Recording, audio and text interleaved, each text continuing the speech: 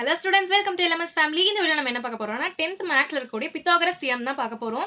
So நீங்களாம் maths exam prepare பண்ணிருப்பீங்க இல்லையா? இப்போ தியரம் மட்டும் எங்களால் மெமரைஸ் பண்ணவே முடியல, எத்தனை டைம் படிச்சாலும் மறந்து போகுது, ஸ்டெப்ஸ் எல்லாம் ஞாபகம் வச்சுக்க முடியல, என்ன பண்றதுன்னு தெரியல அப்படின்னா இந்த வீடியோ உங்களுக்கான வீடியோ தான். ஸோ இதில் நம்ம என்ன பண்ண போறோம், பித்தாகரஸ் தியரம் படிக்க போறதுல புரிஞ்சுக்க போறோம். நீங்க தெளிவா அண்டர்ஸ்டாண்ட் பண்ணீங்க அப்படின்னாவே அதை ஒவ்வொரு டைம் நீங்க படிக்கவே தேவையில்ல. ஒரு டைம் கிளியர் அண்டர்ஸ்டாண்டிங்கோட படிச்சிட்டீங்க அப்படின்னா திரும்ப நீங்க திரும்பி பார்க்கவே தேவையில்ல. அது உங்களுக்கு எக்ஸாம் வரைக்கும் ஞாபகம் இருக்க போகுது. ஸோ இந்த வீடியோ ஸ்கிப் பண்ணாம பாருங்க, ஃபுல் எக்ஸ்பிளனேஷனோட நம்ம பார்க்க போறோம். ஸோ வாங்க ஃபர்ஸ்ட் என்ன பண்ண போறோம், பித்தாகரஸ் தியரமோட ஸ்டேட்மெண்ட் படிக்க போறோம். இந்த ஸ்டேட்மெண்ட் நீங்க படிச்சீங்க அப்படின்னாலே இந்த தியரமை ஃபுல்லா நீங்க எல்லா ஸ்டேட்மெண்ட் ரீசனோட நீங்க போட்டுற போறீங்க. ஸோ இந்த ஸ்டேட்மெண்ட் என்னது எல்லாருக்குமே தெரிஞ்சிருக்கும், ஏன்னா சின்ன கிளாஸ்ல இருந்தே நம்ம படிச்சுட்டு இருந்திருப்போம். இந்த ஸ்டேட்மெண்ட் பித்தாகரஸ் தியரம் இல்ல என்னது, in a right angle triangle the square on the hypotenuse is equal to the sum of the squares on the other two sides. இப்படின்னா என்ன மீனிங், இந்த தியரம் மட்டும் படிச்சிருப்போம்ப்பா, இது மனப்பாடம் பண்ணி வச்சிருப்போம், ஆனா அதுக்கு என்ன மீனிங்னு தெரியுமா? என்ன மீனிங்?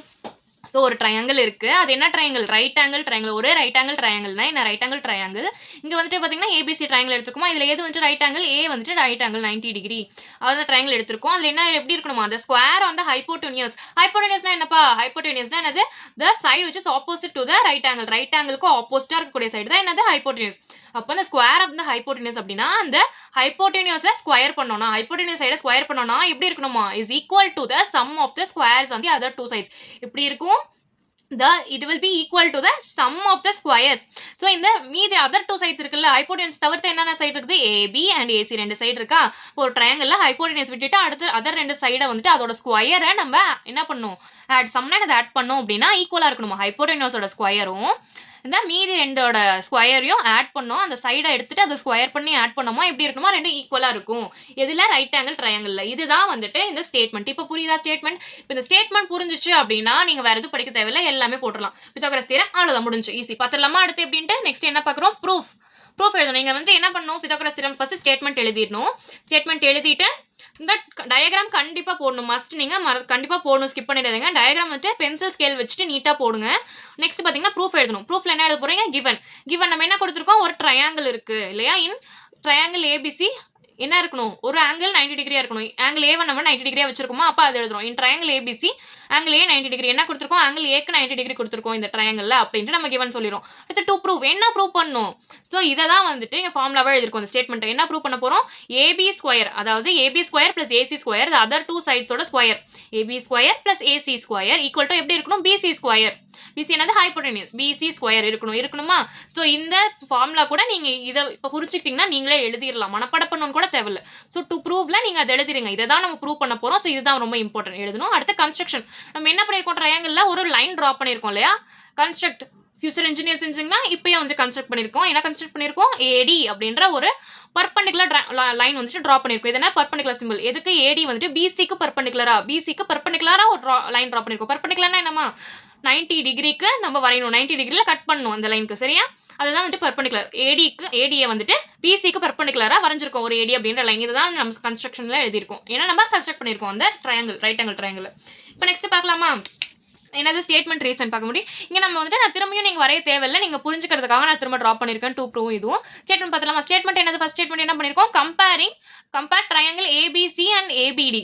எதுக்கு ஏபிசி ஏபிடி ட்ரையாங்கிள் கம்பேர் பண்ணுறோம். இங்கே டோட்டலாக எத்தனை ட்ரையாங்கிள் இருக்கு, ஃபர்ஸ்ட் நம்ம கன்ஸ்ட்ரக்ட் பண்ண ஏபிசி ஒன்று இருக்கு, ரைட் ஆங்கிள் ட்ரையாங்கிள். அடுத்து பார்த்தீங்கன்னா நம்ம லைன் வரைஞ்சதுனால இன்னொரு ட்ரையாங்கிள் நம்ம கிடைச்சிருக்குது, ஏபிடி அப்படின்ற இந்த ட்ரையாங்கிள் ஒன்று, ஏடிசி அப்படின்ற இந்த ட்ரையாங்கிள். மொத்தம் டோட்டலாக 1 2 and 3 மூணு ட்ரையாங்கிள் இருக்கா. இதுல எது ரெண்டு எடுத்திருக்கோம், ஏபிசி இந்த ட்ரையாங்கிளும், நெக்ஸ்ட் ஏபிடி, எது ஏபிடி, இது ரெண்டையும் எதுக்கு எடுத்திருக்கோம், ஏன்னா நம்ம என்ன ப்ரூவ் பண்ணணும், ஃபர்ஸ்ட் ஏபிசி நமக்கு வேணும். ஏபிசி இருந்தால் தான் ப்ரூவ் பண்ண முடியும். ஏபிசி வேணும், ஏசி ஸ்கொயர் வேணும். ஏபி ஸ்கொயர் கண்டுபிடிக்கிறதுக்காக ஏபி இருக்கிற ரெண்டு ட்ரையாங்கிள், எந்த ரெண்டு ட்ரையாங்கிள் ஏபி இருக்கு, ஏபிசியில் இருக்கு, ஏபிடியில் இருக்கு. அப்போ அந்த ரெண்டு ட்ரையாங்கிளும் எடுத்துக்கிறோம், ஏன்னா நமக்கு ஏபி ஸ்கொயர் வேணும். ஸோ இது ரெண்டு எடுத்து கம்பேர் பண்ணுறோமா, கம்பேர் பண்ணும்போது நமக்கு என்ன கிடைக்கும், ரெண்டுலையும் பார்க்கும்போது என்ன இருக்கு, பி காமன் ஆங்கிளாக இருக்கா.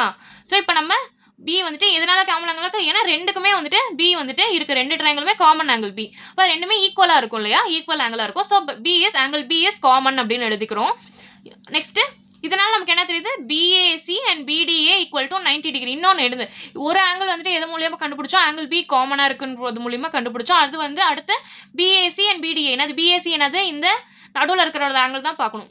பிஏசியில் ஆங்கிள் ஏ 90 டிகிரி, பிடிஏல ஆங்கிள் டி வந்துட்டு 90 டிகிரி. ஏன்னா இங்க வந்துட்டு நம்ம கன்ஸ்ட்ரக்ட் பண்ணாலும் இதுவும் 90 இதுவும் 90. அதனால இங்கேயும் 90. இப்போ இது ரெண்டு ஆங்கிளும் 90 டிகிரி. அப்போ ரெண்டு ஆங்கிள் இந்த ரெண்டு ட்ரையாங்கிளையும் இந்த ரெண்டு ஆங்கிளும் ஈக்குவல், இந்த ரெண்டு ஆங்கிளும் ஈக்குவல். அப்போ ரெண்டு ஆங்கிள் ஈக்குவலா இருக்கு. ஸோ இங்கே அதுக்கு ரீசன் கொடுக்குறோம். என்ன reason? Given BAC is equal to 90 degree. Already BSc 90 degree நம்ம கொடுத்துருக்கோம். அடுத்து கன்ஸ்ட்ரக்ஷனால என்னாச்சு? பிடிஏவும் 90 டிகிரி ஆயிடுச்சு. ஸோ நமக்கு லைன் கன்ஸ்ட்ரக்ட் பண்ணதுனால இது 90 டிகிரி ஆயிடுச்சு. அதை தான் சொல்றோம். கொடுத்துருக்கனாலே பிஎஸ்சி ஏ ரைட் ஆங்கிள்னால இது 90 டிகிரி பிஎஸ்சி. அடுத்து கன்ஸ்ட்ரக்ஷனால பிடிஏவும் 90 டிகிரி ஆயிடுச்சு அப்படின்னு சொல்றோம். அதனால ரெண்டுமே 90 டிகிரின்னு ரீசன் கொடுத்துட்டோம். ஸோ இது வரைக்கும் புரிஞ்சா? இப்போ வந்துட்டு என்னாச்சு? ரெண்டு ஆங்கிள் நமக்கு ஈக்குவலா இருக்கா? ரெண்டு ஆங்கிள் ஈக்குவலா இருக்கு அப்படின்னாலே அது எது மூலியமா வரும்? ஏஏ சிமிலாரிட்டி ஆயிடுச்சு. ஏஏ சிமிலாரிட்டி மூலியமா என்ன ஆகும்? ஏஏ சிமிலாரிட்டினா சிமிலர். ஏபிசி ட்ரையாங்கிளும் ஏபிடி ட்ரையாங்கிளும் சிமிலர் ட்ரையாங்கிள். ஏன்னா ரெண்டு ஆங்கிள் ஈக்குவலா இருக்கு, அதனால சிமிலாரிட்டி ஆங்கிள். ஸோ இது மூலியமா இது டிரைவ் பண்றோம். ஸோ இந்த சிமிலாரிட்டி படி என்ன வரும்? ஏபி பை பிடி, அதாவது ஏபி பை பிடி இந்த ஆங்கிளும் இந்த ஆங்கிள் டிவிஷன் எடுத்துட்டு அடுத்து BC by AB, BC by AB இந்த சைடில் இருக்க ரெண்டு இந்த சைடில் இருக்க ஈக்குவேட் பண்ணோம் அப்படின்னா இது மூலிமா என்ன பண்ணலாம்? அடுத்து கிராஸ் மல்டிப்ளை பண்ணோம்னா AB into AB is equal to BC into BD வந்துருச்சா? இப்போ இது ரெண்டையும் கிராஸ் மல்டிப்ளை பண்ணோம் அப்படின்னா நெக்ஸ்ட் ஏபி இன்டூ ஏபி என்ன ஆயிரும்? ஏபி ஸ்கொயர் ஆயிருதா? இப்போ AB square equal to BC into பிடின்னு இந்த ஏபி ஸ்கொயருக்கான வேல்யூ நமக்கு தெரிஞ்சிருச்சு. ஏபி ஸ்கொயர் வேல்யூ தானே கண்டுபிடிக்க ட்ரை பண்ணோம், வந்துருச்சா? இப்போ இது ஈக்குவேஷன் 1 எடுத்துக்கலாமா? அடுத்து வந்துட்டு செகண்ட் ஒன் கம்பேர் பண்ணுறோம். செகண்ட் வந்துட்டு என்னென்ன கம்பேர் பண்ண போகிறோம்? அடுத்து நமக்கு என்ன தேவை? ஏசி ஸ்கொயர் தேவை. அப்பதான் வந்துட்டு நம்ம ப்ரூவ் பண்ண முடியும். ஏசி ஸ்கொயர் எதெல்லாம் இருக்கு காமனா? எந்தெந்த ட்ரையாங்கிள் இருக்குது? இந்த ஏபிசி ட்ரையாங்கிள் ஒரு ஏசி ஸ்கொயர் இருக்கு. அடுத்து ஏடிசி இதுலயும் ஒரு ஏசி ஸ்கொயர் இருக்கா? அப்ப இது ரெண்டையும் எடுத்துக்கிறோம். ஏபிசியும் ஏடிசியும் இது ரெண்டும் எடுத்து கம்பேர் பண்ணலாமா? கம்பேர் பண்ணும்போது என்ன கிடைக்குது? சேம் அதே மாதிரி ஆங்கிள் சி ரெண்டுக்குமே வந்துட்டு காமன், ரெண்டுக்குமே காமன். அதனால ஆங்கிள் சி இஸ் காமன். இங்க பி காமன் போட்ட மாதிரி இங்க சி காமன் எழுதிக்கிறோம். அடுத்து என்ன? அது ரெண்டுலயுமே அந்த ரைட் ஆங்கிள் இருக்கா? இங்க angle A right angle, angle D right angle. அப்ப அந்த விஏசியும் ரைட் ஆங்கிள், ஆங்கிள் ஏடிசி இது ரெண்டுமே ரைட் ஆங்கிள் அப்படின்னு எழுதிக்கிறோம். எழுதிட்டோமா? அடுத்து வந்துட்டு ரீசன் என்ன எழுதிருக்கோம்? அடுத்து கிவன் பிஏசி ஈக்குவல் டு 90 இங்க எழுதின மாதிரி அதே மாதிரி பிஏசி 90 டிகிரியா? இதனால நம்ம கிவன்ல கொடுத்த மாதிரி நெக்ஸ்ட் கன்ஸ்ட்ரக்ஷனால என்னாச்சு? சிடி, அதாவது லைன் வரைஞ்சனால இந்த சிடிஏ வந்துட்டு ரைட் ஆங்கிளா மாறிடுச்சு அப்படின்ட்டு சொல்றோம். 90 டிகிரி, அதனால ரெண்டுமே 90 டிகிரி. இதுக்கான ரீசன் தான் இங்க கொடுத்துருக்கோம். இது இப்போ ரெண்டு ஆங்கிள், இப்போ இந்த ஏடி இதுவும் இந்த ஆங்கிளுமே ஈக்குவலா இருக்கு. இந்த பிஏசி ஏடிசியும் 90 டிகிரி. அப்போ ரெண்டு ஆங்கிள் ஈக்குவலா இருக்காங்க. இதுமே வந்துட்டு ஏஏ சிமிலாரிட்டி யூஸ் பண்றதுனால ஏஏ சிமிலாரிட்டினால சிமிலர் ஆயிருது ட்ரையாங்கிள். அப்போ ஏபிசி ஏடிசி இந்த ரெண்டு ட்ரையாங்கிளுமே சிமிலர் அப்படின்ட்டு ப்ரூவ் பண்றோம். அதை யூஸ் பண்ணி அந்த ஏஏ சிமிலாரிட்டி யூஸ் பண்ணீங்கன்னா என்ன வரும்? இங்க வந்துட்டு பிசி பை ஏசி, என்னது? BC by AC equal to AC by DC அப்படின்ட்டு எழுதிக்கிறோம். ஏஆர்டி சிமிலாரிட்டி யூஸ் பண்ணி எழுதிட்டா என்ன பண்ணலாம்? கிராஸ் மல்டிப்ளை யூஸ் பண்ணலாம். அடுத்து இப்போ BC into DC, BC into DC அடுத்து இது பண்ணுறோம். ஈக்குவல் டு என்னது? ஏசி இங்கே போயிடுச்சு அப்படின்னா AC into AC, AC into ஏசியா? அப்போ என்ன ஆகும்? BC into DC equal to AC into AC என்னது? AC square. அப்போ ஏசி ஸ்கொயர் அப்படியே மாற்றி எழுதுக்கிறோம். AC square equal to BC into DC. AC square தானே கண்டுபிடிக்கணும். இப்போ ஏசி ஸ்கொயர் வந்துட்டு இதை வந்துட்டு ஈக்குவேஷன் 2 எடுத்துக்கலாம். கண்டுபிடிச்சாச்சா? இப்போ ஏபி ஸ்கொயரும் கண்டுபிடிச்சாச்சு, ஏசி ஸ்கொயரும் கண்டுபிடிச்சாச்சு. இப்போ நம்ம என்ன கண்டுபிடிக்கணும்? இது ரெண்டையும் ஆட் பண்ணா பிசி ஸ்கொயர் வருதா அப்படின்னு கண்டுபிடிக்கணும். இதை தானே ப்ரூவ் பண்ணோம். பார்த்துடலாமா வருதா அப்படின்ட்டு? ஓகே, இப்போ வந்து எதை ஆட் பண்ணுறோம்? First equation second equation add பண்ணுறோம். ஃபர்ஸ்ட் ஈக்குவேஷன் என்னது? AB square. செகண்ட் ஈக்குவேஷன் என்ன கண்டுபிடிச்சா? AC square. இதோட வேல்யூ எங்கே இருக்கா? இப்போ இதை ஆட் பண்ணலாம். AB square plus AC square add பண்ணால் என்ன வருது? இதோட ஆன்சர் என்னது? ஏபிக்கு என்ன வந்துச்சு? பிசி இன்டூ பிடி வந்துச்சு. அப்போ அந்த பிசி இன்டூ பிடி எடுத்து எழுதிக்கிறோம். ஏசி ஸ்கொயருக்கு என்ன வந்துச்சு? பிசி இன்டூ டிசி வந்துச்சு. அது ரெண்டு எடுத்து இங்கே எப்படி வந்துச்சு? இங்கே பாருங்க ஈக்குவேஷன் இருக்கா? ஏபி ஸ்கொயர் அடுத்து பிடி ஸ்கொயர் என்ன? ஏசி ஸ்கொயர் என்ன வந்துச்சு? BC into DC. அதை தான் இங்கே எடுத்து எழுதியிருக்கோமா? BC into BD, BC into DC இது ரெண்டு அப்படியே ஆன்சர் எடுத்து எழுதிக்கிறோம். இதுக்கான வழியும் இதுக்கான வழியும் எடுத்து எழுதிட்டோமா? எடுத்து எழுதிட்டு இதை ஆட் பண்ணுறோம். Because AB square plus AC square add பண்ணும்போது என்ன ஆகும்? பிசி இன்டூ ப்ராக்கெட்டை வந்துட்டு ரிமூவ் பண்ணி எழுதிருக்கோம். BC into BD plus BC into DC. இப்போ இது பண்ணோமா என்ன ஆகும்? பிசி ரெண்டுக்குமே காமனாக இருக்கா? அப்போ காமனாக எடுத்து எழுதிக்கிறோம் பிசி அண்ட் நடுவில் பிடி ப்ளஸ் டிசி.